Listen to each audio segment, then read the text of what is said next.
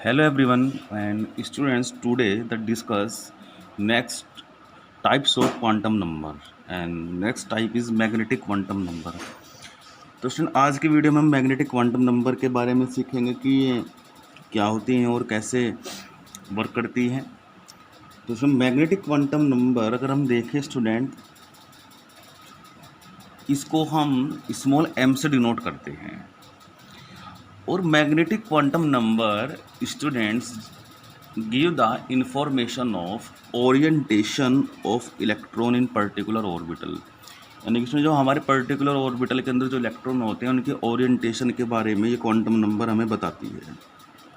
तो the magnetic field of electron is likely to interact with magnetic field of the earth so that electron present in particular sub shell acquire certain specific orientation in space called orbitals and these orientation are specified by a quantum number called magnetic quantum number।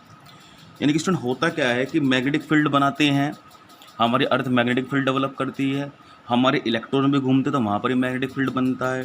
तो होता क्या student, एक electron का जो magnetic field होता है वो अर्थ के मैग्नेटिक फील्ड को इंटरेक्ट करता है और उस इंटरेक्शन और उस अट्रैक्शन की वजह से क्या होता है, जो इलेक्ट्रॉन्स होते हैं एक पर्टिकुलर पोजीशन, एक पर्टिकुलर स्पेस, एक पर्टिकुलर ओरिएंटेशन एक्वायर कर लेते हैं और वहाँ पर हमारा बन जाता है magnetic quantum number due to the magnetic field generation by the electron.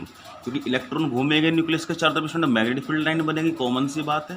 तो इसीलिए इसे कहा जा रहा है magnetic quantum number denoted by small m and all the value of m depends on the value of l।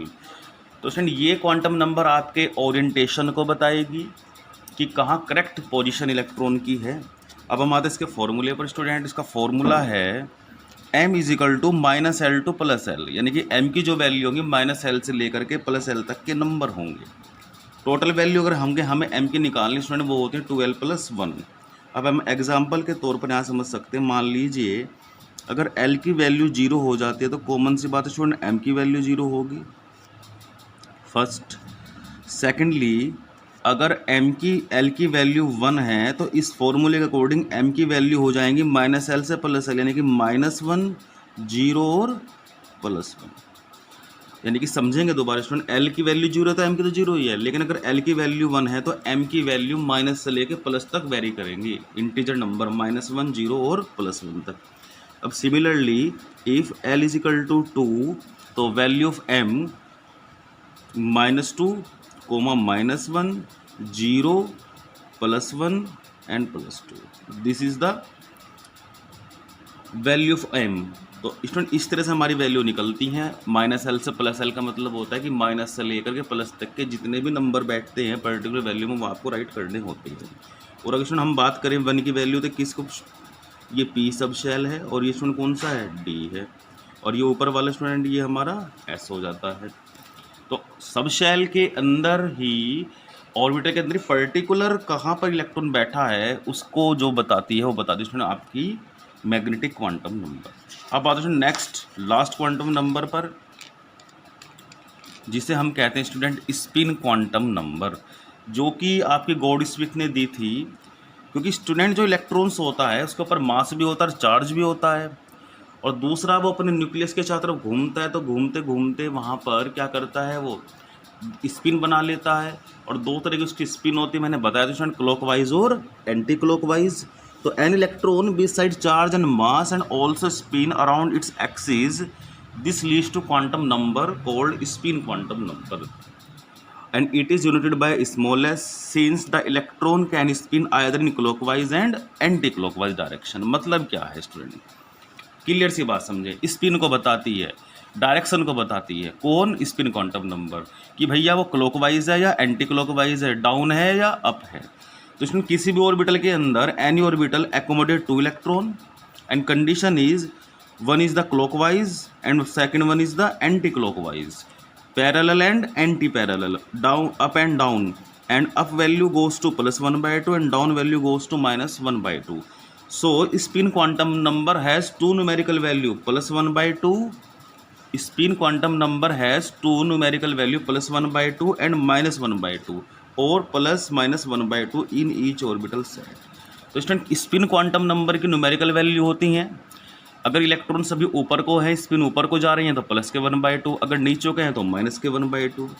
तो इसमें spin quantum number केवल बताती है इलेक्ट्रॉन की डायरेक्शन के बारे में कि वो क्लॉकवाइज है या वो एंटी क्लॉकवाइज है। अब स्टूडेंट हम क्या करते हैं, एक प्रॉपर एक क्वेश्चन देख लेते हैं जिसमें हम मान लीजिए हमें आपके पास क्वेश्चन है कि आपको दे दिया 4s1, आपको दे दिया स्टूडेंट 4s1 दे दिया और कहने लगे कि भाई आपको इसके लिए n l m और s सभी वैल्यू निकालिए, यानी कि 4s1 की आप क्या करेंगे स्टूडेंट, आपको 4s1 की सभी क्वांटम नंबर निकालने हैं। Find the all possible quantum number 4s1 सबसे। तो स्टूडेंट अब आते हैं हम 4s1 की जब हमें निकालनी है तो इसे पिकअप करेंगे हम लोग। तो ये याद रखेंगे स्टूडेंट, यहाँ जो नंबर होता है हो गया n की वैल्यू 4 होगी स्टूडेंट। अब s ऑर्बिटल है तो l 0 होने वाला है स्टूडेंट, एंड l 0 है तो m भी 0 होगा। अब स्टूडेंट आप देखेंगे s ऑर्बिटल के अंदर एक इलेक्ट्रॉन फिल हो रहा है, वो भी कैसा स्टूडेंट, ऊपर की तरफ अकॉर्डिंग टू हुंड रूल्स। पहले हम क्या पढ़ते हैं, पैरेलल लाइन बनेंगे फिर एंटी पैरेलल, ऊपर की तरफ तो s की वैल्यू हो जाएगी स्टूडेंट प्लस के 1/2। तो इस तरह स्टूडेंट हमारा चारों क्वांटम नंबर निकल जाए। दोबारा देख लेते हैं, n की value 4, s orbital l is 0, so that m depend on l m 0, but s 1 electron in s orbital according to clockwise direction, so that s value is plus 1/2. There are the 4 possible value of 4s1. Next 3p1, next question 3p1। तो student 3p1 के लिए भी हमें चलना है, तो 3p1 के लिए हम चलते हैं। n की वैल्यू देखेंगे सबसे पहले, तो n की वैल्यू क्या होने वाली है 3, l की वैल्यू 1। अब स्टूडेंट m की वैल्यू यहाँ पर कैसे निकालेंगे, बड़ा कंट्रोवर्शियल मामला होता है। अगर स्टूडेंट इलेक्ट्रॉन दे देता है, अब आप देखेंगे ज़रा, आपको p सब शेल के अंदर एक इलेक्ट्रॉन आपको दिया गया है, तो m की वैल्यू जो है वो है आपकी -1, 0 और +1। तो m की वैल्यू यहाँ पर आप -1 नोट करेंगे। ये बात बहुत समझने की है, क्योंकि क्यों करा स्टूडेंट हमने, क्योंकि यहाँ पर इस एक पर्टिकुलर इलेक्ट्रॉन के बारे में बात कर रहा है आपसे। अगर पूरी शेल के बारे में बात करता तो तब अलग कंडीशन होती, लेकिन अब यहाँ एक इलेक्ट्रॉन की बात कर रहा है, तो इस एक की हमने निकाली है -1। अब स्टूडेंट s की वैल्यू क्या होंगी, s की वैल्यू होंगी यहाँ पर, एक ही इलेक्ट्रॉन है स्टूडेंट, ऊपर की तरफ है तो कैसी होगी +1/2। तो स्टूडेंट इस तरह से हमारा ये क्वांटम नंबर निकल जाता है। अब एक और एग्जाम्पल देख लेते हैं।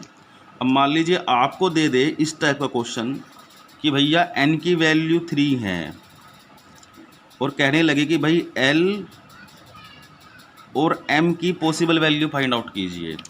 तो स्टूडेंट n की वैल्यू 3 है, अब l की वैल्यू तो 3 हो गई, ये तो कॉमन है।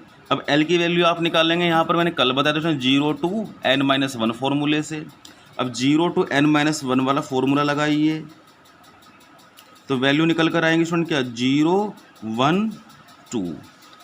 अब आप क्या निकालेंगे स्टूडेंट, का m निकालेंगे। m कैसे निकलेगा, -l + l तक, -l to +l तक। तो अब लिखेंगे हम वैल्यू स्टूडेंट -2, -1, 0, +1, +2।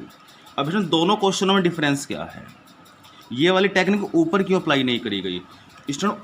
जब क्वेश्चन में प्रॉपर पर्टिकुलर ऑर्बिटल सेट के बारे में बात करेगा तब हम अकॉर्डिंग टू इलेक्ट्रॉन देखते हैं, और जब एक प्रॉपर पूरी शेल के बारे में बात करता है तो हम इस फॉर्मूले के अकॉर्डिंग चलते हैं। तो ऊपर जो दोनों क्वेश्चन हैं स्टूडेंट, दोनों ही एक पर्टिकुलर ऑर्बिटल सेट के ऊपर है, तो इसलिए वहाँ पर थोड़ा सा टाइप चेंज हो गया। और नीचे वाला क्वेश्चन एक पर्टिकुलर n = 3 के ऊपर है, तो वहाँ पर हमने इन फॉर्मूलों का यूज करा है।